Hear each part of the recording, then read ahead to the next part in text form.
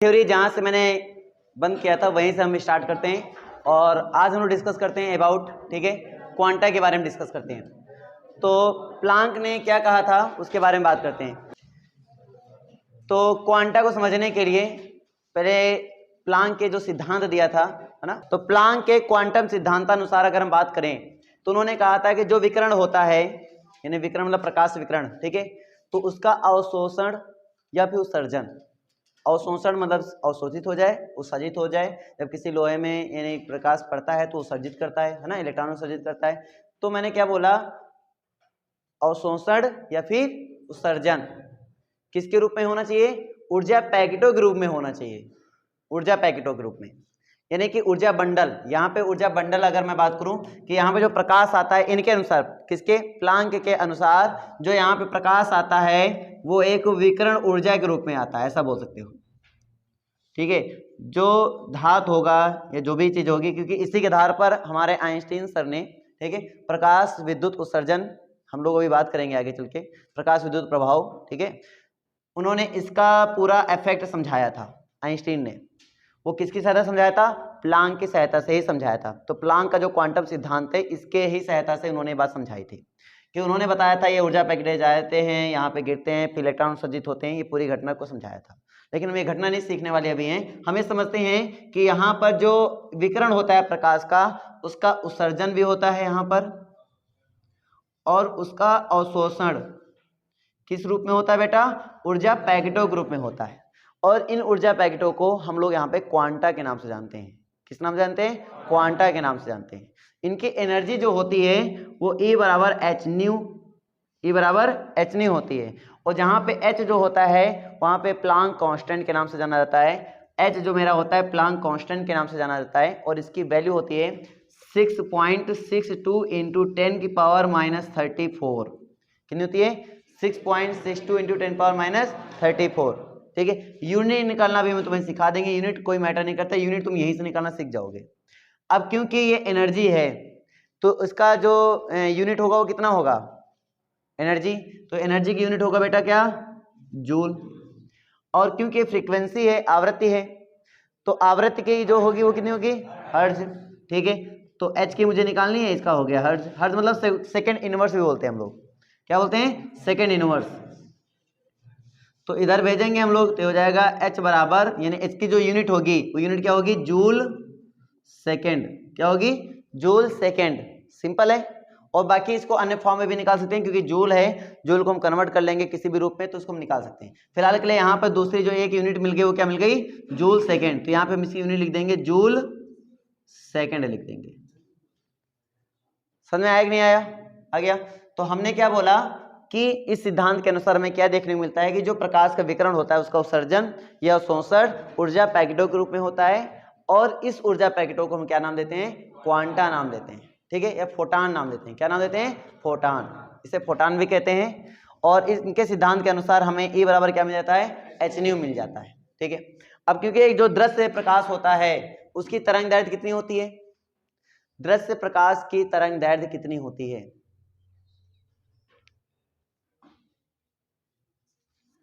होती है कि नहीं होती है, होती है, तो कितनी होती है, हाँ 600 कुछ होता है, 400 होती है। नहीं, इसमें जो हम लोग इस्तेमाल करेंगे जो विकिरण के लिए होता है, दृश्य प्रकाश के लिए, वो होता है 6000 एंगस्ट्रॉम के आसपास। क्या होता है, 6000 एंगस्ट्रॉम के आसपास, ठीक है। तो यहाँ पे एक सूत्र इस्तेमाल किया जाएगा, यहाँ पे होता है C बराबर V लैम्डा होता है, या V बराबर C अपॉन लैम्डा होता है। तो V बराबर होता है बेटा C अपॉन लैम्डा। अब दृश्य प्रकाश के लिए जो लैम्डा की वैल्यू होती है वो कितनी होती है, 6000 एंगस्ट्रॉम। याद रखो, जो हमारे आंखों के लिए बहुत ही दुर्लभ नहीं है, सुलभ तरीके से, नहीं कि ऐसा बोल सकते हो जो हमें देखने में सहायता प्रदान करे। वो किस तरह दर्द की होनी चाहिए, आवृत्ति, मतलब उसकी लैम्डा कितना होना चाहिए, 6000 एंगस्ट्रॉम होना चाहिए। तो दृश्य प्रकाश का जो तरंग दैर्घ्य होता है वो कितना होता है, 6000 एंगस्ट्रॉम, वो तुम्हें याद रखना है। तो लैम्डा बराबर हो गया आपका 6000 एंगस्ट्रॉम। अच्छा, और C का मान C होता है निर्वात में प्रकाश की चाल। तो निर्वात में प्रकाश की चाल कितनी होती है, 3 × 10 की पावर 8 मीटर पर सेकेंड। अब एंगस्ट्रॉम है तो इसको चेंज करना पड़ेगा मीटर में। तो 1 एंगस्ट्रॉम बराबर कितना होता है बेटा, 10 की पावर -10 मीटर। अब तो ये बात समझ में आ रही होगी कि हाँ 10 की पावर -10 मीटर होता है। चलो इसको उठा के इसमें रखेंगे तो क्या हो जाएगा 6000 इंटू 10 की पावर -10 मीटर। 3 पावर है तो ये 0 3 से इसकी पावर घटाएंगे तो कितना आ जाएगा, तो 6 गुणे 10 पावर -7 आ जाएगा, ये मीटर में आ गया, कोई दिक्कत नहीं। चलो इस सूत्र में रखो तो v बराबर कितना आ जाएगा बेटा इसका, तो v बराबर आ जाएगा c के लिए रखेंगे क्या आएगा 3 गुणे 10 पावर 8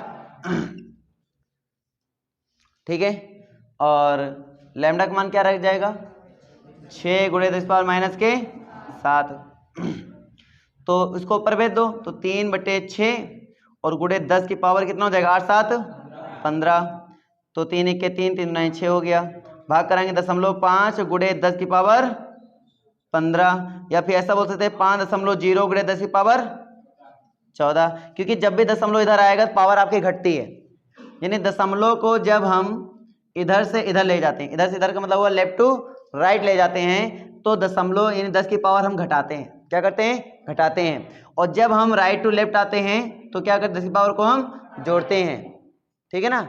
तो बस इतना याद रखना। तो यहाँ पे एक संख्या बाद इधर आया, एक संख्या बाद इधर आया तो एक पावर को कम किया, तो 15 में अगर एक कम करेंगे कितना आ जाएगा 14, तो आपके पास हो जाएगा 5.0 गुणे 10 की पावर 14। पता समझ में आया, ठीक है। तो ये आ गया v का मान, इजी वे में हम लोग डिस्कस कर चुके हैं।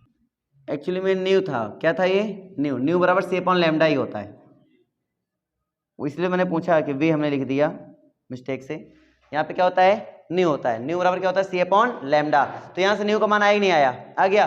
तो अब हमें पता चलेगी उसकी ऊर्जा कितनी होती है, उसकी ऊर्जा कितनी होती है वो हमें पता करना है। तो उसकी ऊर्जा कैसे पता करेंगे, तो E बराबर h न्यू से, h की वैल्यू हमारे पास कितना है, तो h की वैल्यू हमारे पास होता है 6.62 इंटू 10 की पावर -34, ठीक है, और यहाँ से न्यू की वैल्यू कितना है बेटा, तो जाए 5.0 इंटू 10 पावर 14, ठीक है।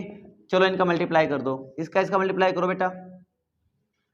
अब 10 की पावर देखना आधार समान है, डायरेक्टली 10 की पावर करो, -34 और 14 कितने आ जाएंगे -20, और इसका गुणा करो जरा, 5 गुणे इतना 6.62, गुणा करो जल्दी से, 33.1, तो 33.1 और गुणे 10 की पावर कितना आ गया था -20। ये जो आया है ना वो एक फोटान की ऊर्जा है बेटा।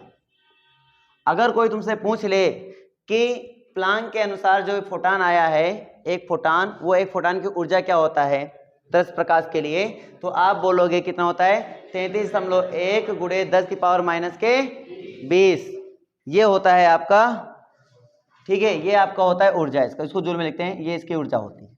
सबको याद रहेगा।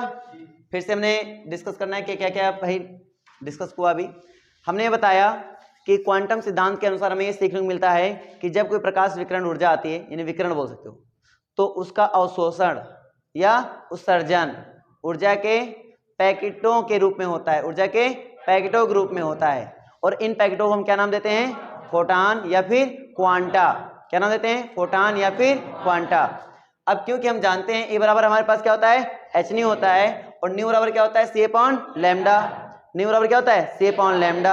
तो अगर मुझे पता करना है कि एक फोटान की ऊर्जा कितनी होती है, एक फोटान की ऊर्जा कितनी होती है, तो मुझे पता करना पड़ेगा कि भाई न्यू मतलब उसकी आवृत्ति कितनी होती है। पहले आवृत्ति पता कर लो और फिर पता चलेगा आपको कि उसकी ऊर्जा कितनी होती है। तो पहले हम उस प्रकाश विकिरण की आवृत्ति पता करते हैं। तो उस प्रकाश विकिरण की आवृत्ति क्या होगी, वो में निकल के आई 5.0 गुणे 10 की पावर 14, ये उसकी आवृत्ति होगी, ठीक है।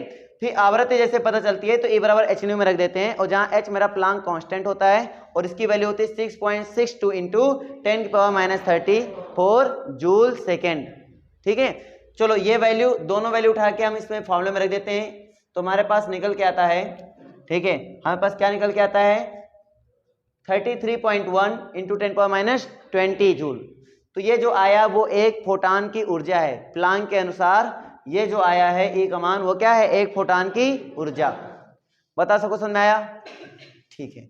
तो ये बात यहाँ पे देखने को मिला हमें, प्लांक का क्वांटम सिद्धांत पूरा सबको समझ में आ गया अच्छे से? क्या बताएंगे पहले प्लांक के क्वांटम सिद्धांत में कि इस सिद्धांतानुसार हमें क्या सीखने को मिलता है? इस सिद्धांत के अनुसार कोई विकिरण ऊर्जा यानी कोई विकिरण का उत्सर्जन या अवशोषण ऊर्जा के पैकेटो ग्रुप में होता है, जिसे हम क्या कहते हैं? फोटान या फिर क्वांटा कहते हैं। क्या कहते हैं? फोटान या फिर क्वांटा कहते हैं। ठीक है, इसकी ऊर्जा कितनी होती है एक फोटान की? होती है 33.1 × 10⁻20 और इसकी आवृत्ति कितनी होती है? 5.0 × 10⁻14। ठीक है, आवृत्ति का मतलब क्या हुआ? आवृत्ति का मात्रक बताओ।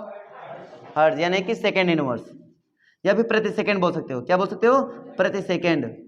एक सेकंड में उसकी आवृत्ति कितनी होती है? 5.0 × 10⁻14। याद रहेगा ना भाई सबको? ठीक है, तो डाल दीजिए हेडिंग प्लांक का क्वांटम सिद्धांत। उत्सर्जन ऊर्जा की निश्चित मात्रा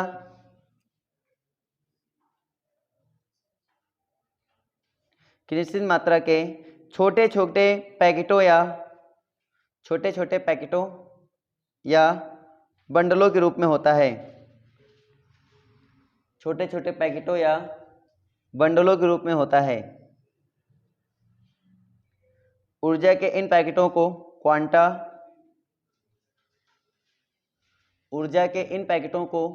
क्वांटा या फोटान कहते हैं।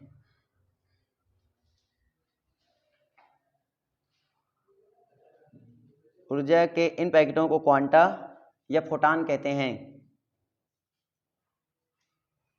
ठीक है, यदि फोटान की आवृत्ति न्यू मतलब ऐसा कुछ डिसाइड करते हैं, ऐसा सिंबल। ठीक है, ये फोटान की आवृत्ति न्यू हो तो फोटान की ऊर्जा E बराबर h न्यू। ठीक है, E बराबर h न्यू। बस सबको समझ में आ गई? लिख लो इतना। सबको क्लियर हो गया? तो एक फोटान की ऊर्जा आपके ऐसे ही रहने वाली है। ठीक है, तो जाहिर बात 2 फोटान होंगे या 3 फोटान होंगे या 4 फोटान होंगे तो उनकी ऊर्जा इन्हीं में गुणा करते जाएंगे। 1 होंगे तो 1 से गुणा कर देंगे, 2 होगा तो 2 से गुणा कर देंगे, 3 होगा तो 3 से गुणा कर देंगे, 4 होगा तो 4 से गुणा कर देंगे। तो नोट पॉइंट लिखो इसमें बेटा, नोट पॉइंट लिखो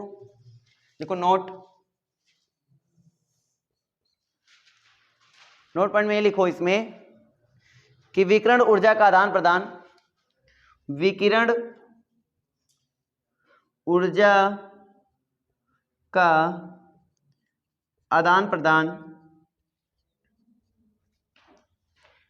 NH न्यू।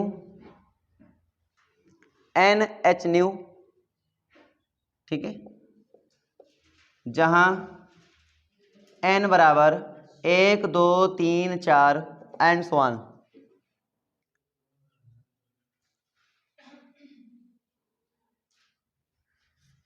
के केवल रूप में ही संभव है।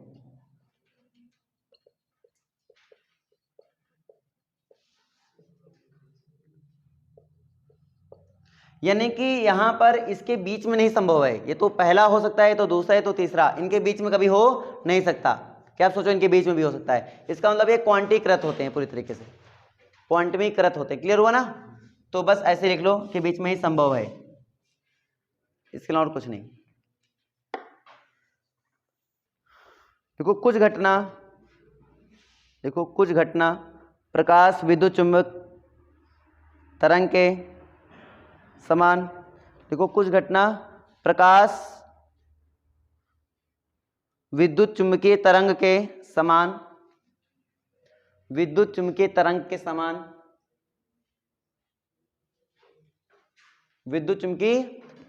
समान, ठीक है। और इसमें लिखो तथा कुछ घटनाएं में कण की तरह व्यवहार करता है। कुछ घटनाओं में कण की तरह व्यवहार करता है।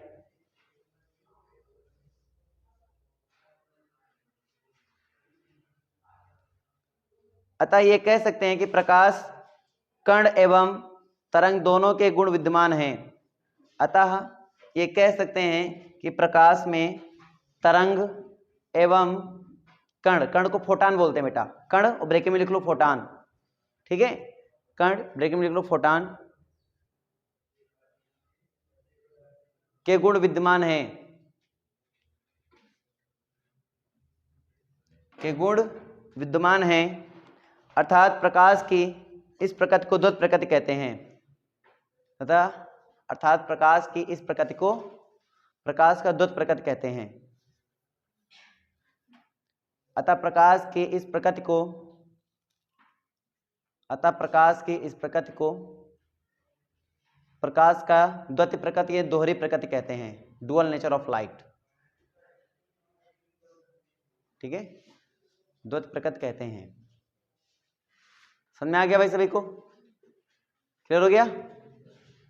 ठीक है, तो ये टॉपिक आपका द्वैत प्रकृति का जो लेक्चर था सिंपल, वो थोड़ा सा भी क्लियर हुआ है ना अच्छे से। इसमें छोटा सा न्यूमेरिकल लिखो भाई, अगर लिखना चाहो तो एक न्यूमेरिकल लिख लो। कोई सोडियम लैंप पे लिखो, देखो एक sodium lamp 5890 angstrom, 5890 angstrom, 5890 angstrom, ठीक है, तरंग दैर्ध्य के 1 मिलीवाट विकिरण का उत्सर्जन करता है, के तरंग दैर्ध्य के 1 मिलीवाट विकिरण का उत्सर्जन करता है, 1 मिलीवाट विकिरण का उत्सर्जन करता है। प्रति सेकंड उत्सर्जित होने वाले फोटान की संख्या, प्रति सेकंड उत्सर्जित होने वाले फोटान की संख्या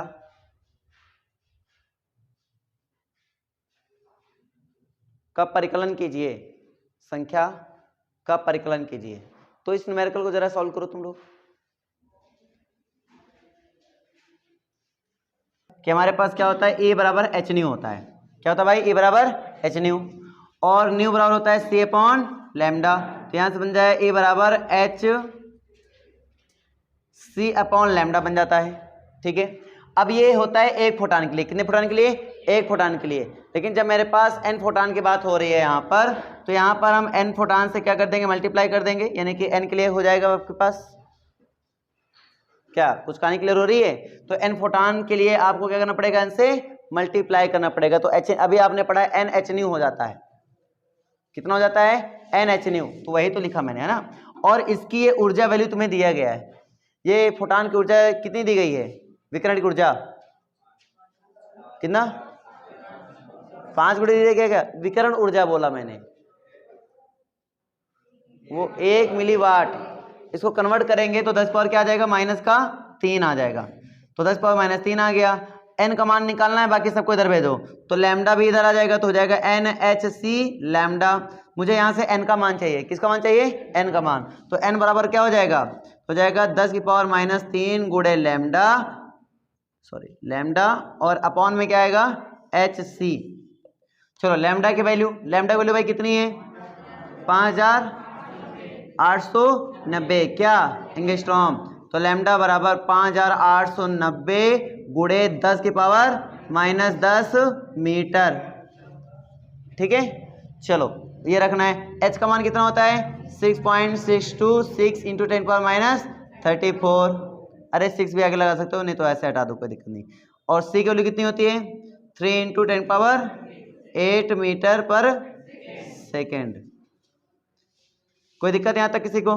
चलो उठा के रखो। तो इसमें जाएगा 10 पावर -3 इंटू लैम्डा की वैल्यू रख देंगे 5890 इंटू 10 पावर -10 अपॉन, इधर बताओ एच की वैल्यू कितनी है? 6.626 इंटू 10 पावर -34 और इंटू सी, सी की वैल्यू कितनी है? 3 इंटू 10 पावर 8। बस समझ में आ गई? ठीक है। अब आपको करना क्या है, पहले जो 10 की पावर में चल रहे हैं उनको एक साइड कर लो, ठीक है, आराम से, और बाकी जो है इसको एक साइड करके सॉल्व करो। तो यहाँ पे आ जाएगा मेरे पास 5890, ठीक है, अपॉन इसका और इसका कर दें थोड़ा सा मल्टीप्लाई, बताओ मल्टीप्लाई करने के बाद क्या आएगा, 6.626 इंटू 3 कर लेना है, ठीक है, और बाकी करके बताओ क्या आएगा, 10 की पावर, इधर देखो 10 और 3 यानी कि 13 हो गया, अपॉन इधर देखोगे तो 34 प्लस का 8 है तो सब्ट्रैक्ट होगा, कितना हो जाएगा 26, ये होगा ना, इसको ऊपर लेकर जाओ, n इक्वल टू हो जाएगा 589, किसने मल्टीप्लाई किया बताओ मुझे, अरे मारो तुम लोग क्या हो यार, इसको ऊपर लेके जाओ, 10 पावर प्लस का 13 आ गया, 296.3 गुणे 10 की पावर 13, दो संख्या दशमलव इधर लेकर आएंगे, आपको हो जाएगा 2.963 गुणे 10 की पावर 15 हो जाएगा आपका आंसर, ठीक है, ये बनेगा, कर लेना इसको जैसा भी हो, है ना, ये बनेगा, भाग करा लेना जैसा भी हो बताना, समझ आ रहा ना भाई सभी को, गुणा करने पर कितना आया था भाई, 19.878, बस अब इसको भाग करा देना है, आपका आंसर आ जाएगा, वही तो बड़ा मुश्किल है ना वही तो बड़ा मुश्किल है।